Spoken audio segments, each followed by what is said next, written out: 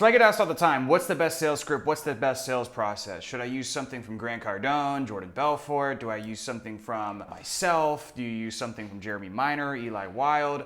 Well, the truth is, almost all sales processes can and do work, and they all work for the fundamental same reasons. And if you're gonna become a black belt mastery salesperson, and that's in any industry, whether that's high ticket selling in the info space, real estate, insurance, financial, whatever it is, if you're gonna become a black belt, you have to understand the fundamental first principles behind why all of these scripts work. So this video is going to explain why any of those proven big sales processes, what is the underlying mechanics that make them all work, and what all salespeople do to close at a super high level, whether they know they're doing it or they're not. So just for some context before I tell you what this is, when I started in sales, I was probably the worst salesperson in existence. I think I went 1 in 30 in my first 30 sales calls. I was the worst salesperson on the team.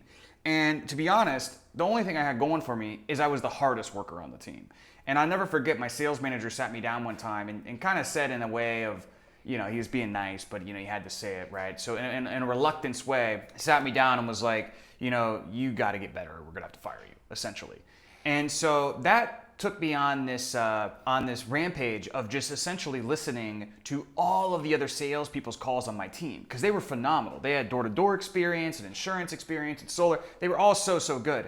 And so I listened to all of their sales calls. And what I was expecting was this crazy objections, jujitsu, pressure handling, all of this stuff at the end of the call. Because after all, I was getting all these objections and I was trying to do all of this stuff and it wasn't working for me. And what I discovered was actually the exact opposite. None of them had objections at all. None of them. And so my first thought was, oh, they just must have better leads. But then when I went deeper into it and I realized, no, that's an excuse. We all have the same leads. What I realized is they were doing something that was essentially helping them handle or prevent objections, for that matter, opposed to handle them. And when I went deeper into psychology and learning, you know, direct response marketing and learning sales and persuasion and just reading hundreds and hundreds of books and really investing in coaches and mentors and courses, what I came up with eventually was a framework that I'm going to explain to you right now. So essentially, here's the deal. There's 7 beliefs the prospect needs to have to buy. And if through asking skilled questions in your discovery phase, if through asking skilled questions, you can break down the limiting beliefs, because each of the 7 beliefs that they need to have to buy has a limiting belief, a counter belief that keeps them from buying. So if you could break down through your questions the limiting beliefs and reinstall the empowering beliefs that are going to get them to move forward, and you can do that all before you transition to the close, what you're going to create is an objectionless close, to where instead of having to hard close the prospect or do any of this objection jujitsu or any of this stuff, the prospect is essentially going to close themselves. And they're going to do it thinking you're a leader, not a salesperson. If you ever had an experience on a call where it just felt effortless, like you were going downhill and essentially the prospect's asking you how they can move forward, it's because they had all 7 beliefs in place. If you ever had an objection where they want to think about it, I can't afford it, I need to talk to my spouse, whatever. All of that comes from not having one or not having multiple of the 7 beliefs. So this video is going to tell you what the 7 beliefs are. The first one is pain, okay? So pain is essentially the gap, right? The gap from where they are now to where they want to be. There's 2 types of pain. There's a problem, okay? So a problem, you can think about it as back pain, right? You have back pain, you go to the chiropractor is your solution. You have a headache, you get aspirin is your solution. Your business is going to get shut down in 3 months if you can't get your lead generation up. That's a problem. Your wife's saying, hey, you know, this side hustle thing's got to start making money by the end of the year, or you got to go back to your 9 to 5. That's a problem. All right? And some markets are only addressing problems. Now, the other type of pain is what's called an unfulfilled desire. So with an unfulfilled desire, it's not necessarily a problem, right? There's no like immediate like, oh, I need to like fix this, right? It's not a headache, but it's something that they want that they don't have yet. So for instance, you know, if I'm 10% body fat, but I want to get down to 7% body fat for a model shoot, that's an unfulfilled desire. It's really not, it's not an away from type of thing, it's a towards, right? That's a good way to think about it, is problems are away from, and desire, or unfulfilled desires, or towards meta paradigm is what they call it in NLP. So a great one is the weight loss. A pain would be, I'm obese and my doctor said if I don't lose weight, I'm not going to be able to see my kids grow up. That's a problem. An unfulfilled desire is, again, 10% body fat versus 7. An unfulfilled desire is also maybe the business owner is doing $3 million a year, but they want to do $10 million a year. And if you've ever been on a sales call and you're like, man, I just really can't get the pain out of this business owner, it's because you're trying to find a problem when in reality he's on there or she's on there for an unfulfilled desire. Okay? So the very, very first thing we need to do is establish the gap on the call, establish the pain on the call, whether that be a problem or an unfulfilled desire. The second belief, so that's the first belief, right? And if you don't have that, they're just not going to want it, right? They're going to say, I don't need this. It doesn't really address what I have. The second belief is doubt, okay? So doubt is their inability or unwanting to fix the problem on their own. So doubt eliminates the, I'm just going to do it myself objection, right? So with doubt, it can be a lot of things. Either maybe they can't do it on their own. Okay? I mean, a lot of times, like, you can't buy a real estate property pretty much all on your own. Another thing is if we use, let's say, Hyros for our attribution software for our paid advertising, I guess I could build my own attribution software on my own, but like realistically, do I really want to do it on my own? So sometimes that pain is built into the product, but other times if you're selling, like, let's say, coaching or courses, and it's about helping the person maybe get from 10K a month to 100K a month in a coaching business, you really do have to address what's keeping them from being able to do that on their own, or why would they want to use a proven pathway that requires less mental resources, financial resources to get there faster. So think about doubt is, what is the reason at the end of the call that they're not going to say, yeah, I'm just going to do this on my own? And that's how you want to think about these. So imagine at the end of the call, the guy says, I'm just going to do this on my own. You want to be able to say, well, wait a minute. Earlier on the call, you said whatever they said. Now you're saying this, what's really going on? And once you have that piece of gold, which will allow you with their words, not yours, to handle their objection, you know you've covered the belief. So that's doubt. That's number 2. The third belief is cost. Okay? Cost is essentially, and a lot of people will get this one, right? Cost is like, why now? It means, it essentially is the belief that staying where they are, it's going to have more consequences, more pain in the form of energy, time, resources, emotional, everything, than the subsequent pain to invest in your solution in the form of time, energy, money, etc. Right? So I'll restate that. Cost is essentially the consequences of staying where I'm at right now is greater than the consequences of investing in whatever the product is. And it's not just consequences of money, it's consequences in time, energy, reputation, etc. So cost is essentially what's going to get them to buy now. It's what's going to get them to take action. And most novice salespeople, they know they need to get cost, but they always have the most trouble trying to get to the cost. Essentially, cost is something that's going to eliminate, I want to think about it, let's circle back in 3 months, this is a next quarter initiative, anything where they're kind of blowing you off and they just don't really feel like it's an immediate thing right now. Cost answers the question of why now? What's going to happen if nothing changes? The fourth belief is desire. So desire is the compelling payoff that happens if they fix the problem.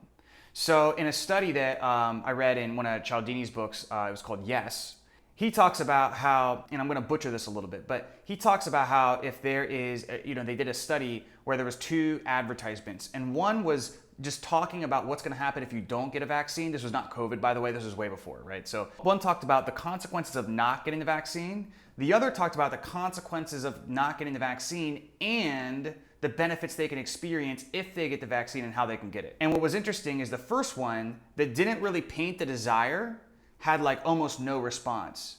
It got a lot of attention, but it got no response. When you attached essentially the next step to it and the desired situation to it to where there was contrast, it got much more response. So desire is usually very easy to establish. Most people don't have trouble with this, but you have to establish what's the heaven island to the prospect's hell island, right? Pain, we start with really getting to the hell island, why they can't fix it on their own, that's doubt, and why something has to change now, that's consequence. Now we got to paint heaven island, okay? So that's the fourth belief. Hey guys, we'll get back to the content in a second, but I have a quick favor to ask. We don't run any ads or really do a lot of promotions on this channel at all, but the one thing that would really help us out if you're getting value from this is if you could share it on your socials. So specifically sharing it on your Instagram story through a screenshot, or just pressing share and really sharing it on any platform. The main way we plan to grow this isn't through ads, it's through word of mouth. So if you're getting value, that's the one thing you could do. Make sure you tag me on Instagram at Cole Thomas Gordon. And with that said, back to the content. The fifth belief is money. Money is the resources and willingness to fix the problem, okay? So that's two parts.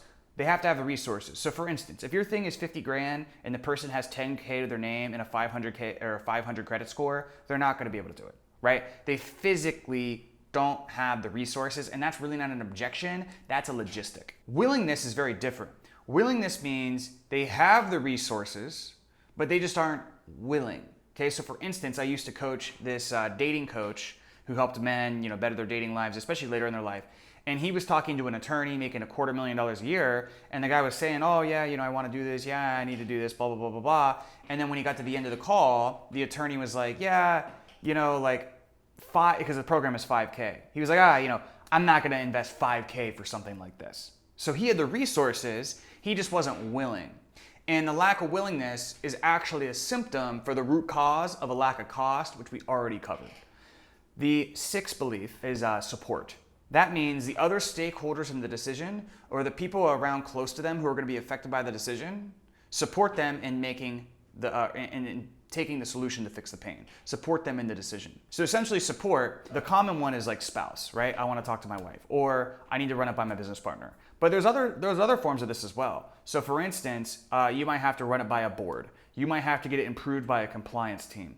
Or like for instance, one time I was on a sales call and I was actually sold. I probably had 6 of the 7 beliefs, but I didn't have support because I was worried that my team, because I wasn't going to be implementing the thing we were buying. So I was like, I don't know if my team is really going to be ready for something like this. Like if they're going to have the bandwidth to implement this quarter.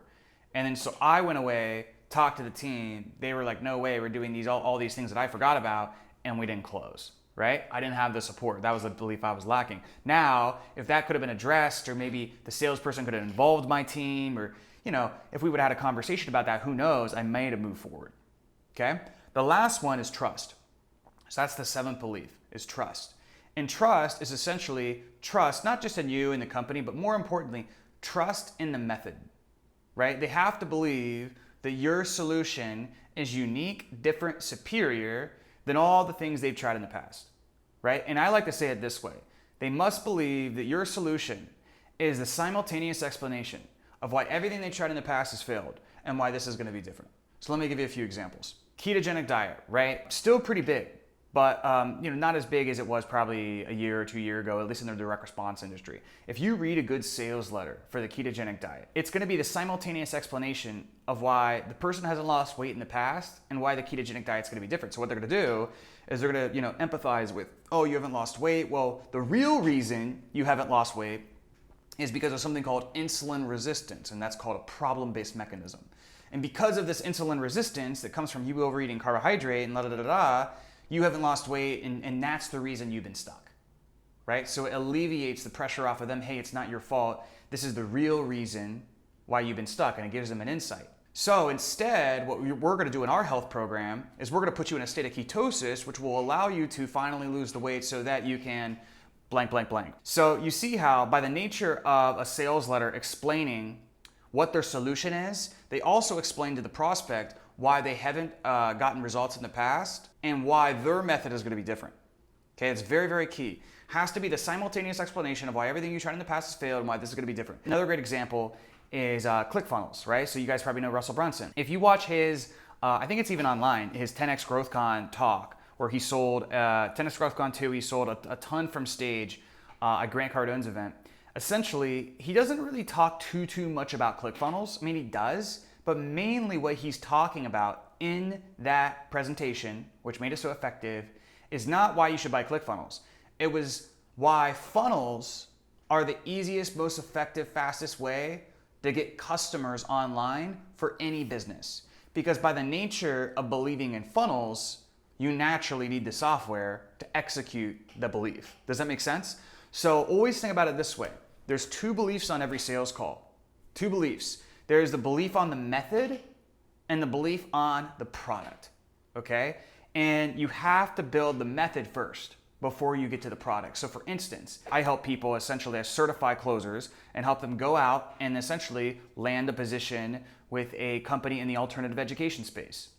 Now, what I have to get them to believe first, before I'm even talking about what I do, what I have to get them to believe is that high ticket closing is the easiest, most straightforward, and fastest way to create an income online, opposed to Amazon FBA and dropshipping and all these other business models. It's simpler, it's faster, it's easier, it's more predictable, and it's real. Because if I can get them to believe that, then they need a vehicle to be able to execute it, and it makes them working with me, the second belief that they need to buy my product, much, much easier. Okay? So those are the 7 beliefs: pain, doubt, cost, desire, money, support, trust. Now, here's the deal. The most important thing you want to do on your sales call is you need to start with the pain. Okay, and I'll explain why. The 7 beliefs: doubt is the inability they can fix the pain. Cost, it's what's going to happen if they don't fix the pain. Desire is the compelling payoff if they fix the pain. Money is the resources and willingness to fix the pain. Support is the stakeholders around them close in the decision, support them in fixing the pain. And finally, trust is they trust in the method of fixing the pain. 6 of the beliefs are predicated on the single most important belief, which is the pain, which is the gap. That's why the very, very, very, very, very, very, very first thing you need to be doing on your sales calls is understanding, why are we here? What is the gap from where you want to be to where you want to go? And is that a problem? A problem or an unfulfilled desire? So keep that in mind, guys. Hope you guys enjoyed this video. If you want to see a video where I break down essentially how you execute these 7 beliefs, we'll put it up top so you can click on the screen. Peace.